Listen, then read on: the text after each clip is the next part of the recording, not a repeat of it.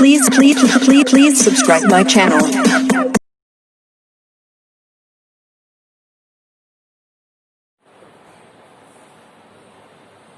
Good morning भैया बहनों, विद्या भारती राजस्थान की ऑनलाइन क्लास में आपका स्वागत है। आज अपन कक्षा 10 की सामाजिक विज्ञान का पाठ 7 राज्य सरकार पढ़ेंगे।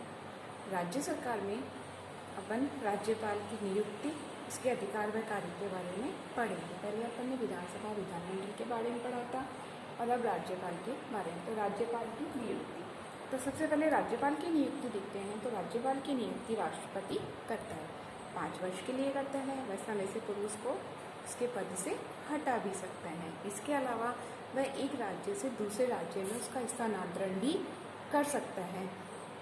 स्थानांतरण करने के अलावा अगर राज्यपाल चाहे तो स्वयं भी अपने पद से त्याग पत्र दे सकता है। ये हो गई उसकी नियुक्ति। अब परंपराएं अपने संविधान में लिखी हुई नहीं है। राज्यपाल की नियुक्ति में जो परंपराएं मानी जाती है वो लिखी हुई नहीं है, वो तो स्वविवेक से ही बनाई हुई है कि राज्यपाल को जिस राज्य का राज्यपाल नियुक्त करे वह उस राज्य का निवासी नहीं होना चाहिए। इसके साथ ही उसकी नियुक्ति से पूर्व वहाँ के उस राज्य के मुख्यमंत्री की सलाह ले लेनी चाहिए कि हम उसको राज्यपाल नियुक्त कर रहे हैं, ये सही है या गलत है, या उसके परामर्श से ही राज्यपाल की नियुक्ति की जाती है। तो ये परंपरा है। योग्यताएं देखें तो वह 35 वर्ष की आयु का होना चाहिए, पागल या दिवालिया घोषित नहीं होना चाहिए, भारत का नागरिक होना चाहिए, लाभ के पद पर कार्यरत नहीं होना चाहिए। इसके अलावा वह राज्य विधानमंडल का सदस्य भी नहीं होना चाहिए। वेतन देखें तो अपने संविधान में राष्ट्रपति का वेतन है वर्तमान समय में 3.5 लाख रुपए। फिर उसके बाद में देखते हैं राज्यपाल की शक्तियां व कार्य। तो जैसे राष्ट्रपति की शक्तियां सामान्यकालीन और आपातकालीन अलग अलग है, उसी तरह अपन देखिए राज्यपाल की शक्तियां 2 भागों में बांटी गई है। एक तो संवैधानिक कार्यपालिका के प्रधान के रूप में, अपने संविधान के अनुसार राज्य का प्रमुख कौन है? राज्यपाल। जैसे पूरे भारत सरकार का प्रमुख या प्रथम व्यक्ति राष्ट्रपति है, जैसे राज्य का राज्यपाल है। तो उस कार्यपालिका का प्रधान है वो है, तो उसके रूप में कौन कौन से अधिकार मिले हुए हैं। और दूसरा स्वयं विवेक की शक्तियां, कुछ अपने विवेक से भी वह अधिकारों का प्रयोग कर सकता है। संवैधानिक कार्यपालिका के प्रधान के रूप में कार्यपालिका शक्ति है। कार्यपालिका शक्तियां मतलब मंत्रिपरिषद या मुख्यमंत्री से संबंधित शक्तियां जो कार्य करती है राज्य में। तो इसमें राष्ट्रपति, ये राज्यपाल मुख्यमंत्री की नियुक्ति करता है और मंत्रियों के विभागों का बंटवारा करता है, उनको पद व गोपनीयता की शपथ दिलाता है।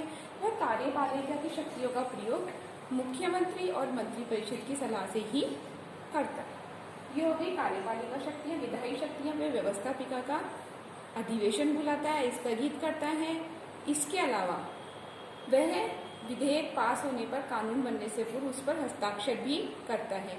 यदि मैं विधानसभा में कोई विधेयक पास हो जाए और राज्यपाल के पास हस्ताक्षर के लिए जाए और राज्यपाल उसे अस्वीकृत कर दे तो वह विधानसभा में पुनः लौट आता है, और विधानसभा अगर उसे पुनः पारित कर दे तो राज्यपाल को उस पर हस्ताक्षर करने ही पड़ते हैं, और व्यवस्थापिका को वह समय से पूर्व भंग भी कर सकते हैं। वित्तीय शक्तियां देखते हैं अपन। तो कोई भी धन विधेयक विधानसभा में आने से पहले राज्यपाल के पास सहमति के लिए जाता है। राज्यपाल की सहमति के बाद ही कोई भी धन विधेयक विधानसभा में प्रस्तुत किया जाता है। राज्यपाल अब बजट विधानसभा के सम्मुख प्रस्तुत करता है। उसके अलावा राज्य की जो संचित निधि होती है उस पर भी राज्यपाल का अधिकार होता है।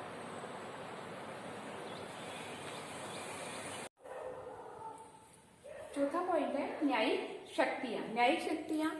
राज्य में विधि के विरुद्ध कार्य करने वाले व्यक्ति को जो दंड दिया जाता है तो राज्यपाल उस दंड को कम कर सकता है, स्थगित कर सकता है या रद्द भी कर सकता है, और मृत्यु दंड को क्षमा भी कर सकता है।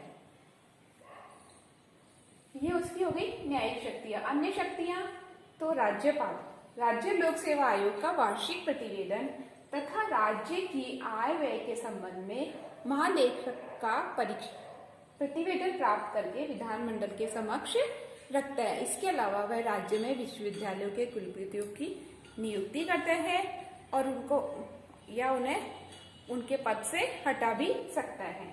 ये हो गई इसकी कार्यपालिका प्रधान के रूप में शक्तियां, और ये है संविवेक की शक्तियां। सह विवेक की शक्तियां किसी विशेष परिस्थितियों में राज्यपाल मुख्यमंत्री का चयन कर सकता है, मंत्रिपरिषद को भंग कर सकता है, विधानसभा का अधिवेशन बुला सकता है, विधानसभा का अधिवेशन भंग भी कर सकता है, विधानमंडल में वे 1/6 सदस्यों की नियुक्ति भी करता है और विधानसभा में एक आंग्ल भारतीय सदस्यों की नियुक्ति करता है।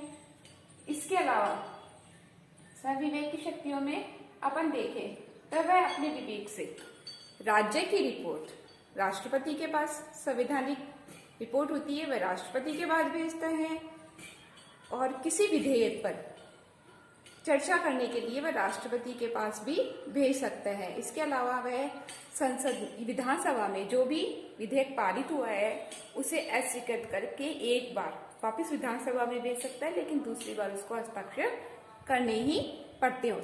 ये सब अपने हो गए राज्यपाल की नियुक्तियां और शक्ति। धन्यवाद।